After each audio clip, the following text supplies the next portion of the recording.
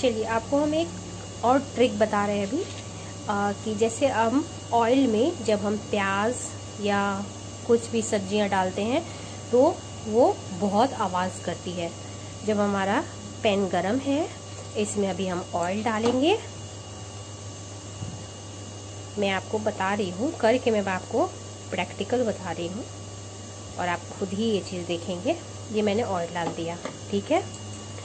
ये जब हम ऑयल डाल देते हैं और ये हमारा ऑयल गरम हो रहा है, इसे हम अच्छे से गरम होने देते हैं।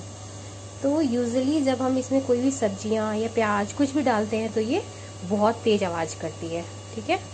बट मैं आपको अभी ये ट्रिक बताने वाली हूँ कि ये आवाज़ भी नहीं करेगा और उछल के हमारे ऊपर आएगा भी नहीं और छींटे भी नहीं पड़ेंगे।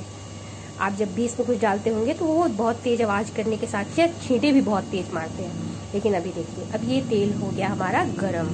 अब इसमें मैंने नमक डाल दिया, ओके। नमक मैंने इतना डाला कि अगर मैं इसमें कुछ बनाऊंगी तो वो बन जाएगा। तो फिर मैंने इसे नमक डाल के और इसे मैंने इसे घुमा दिया, ठीक है।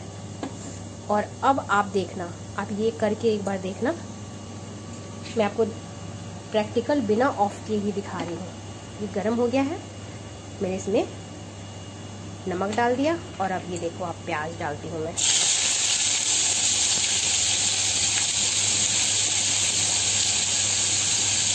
ठीक है,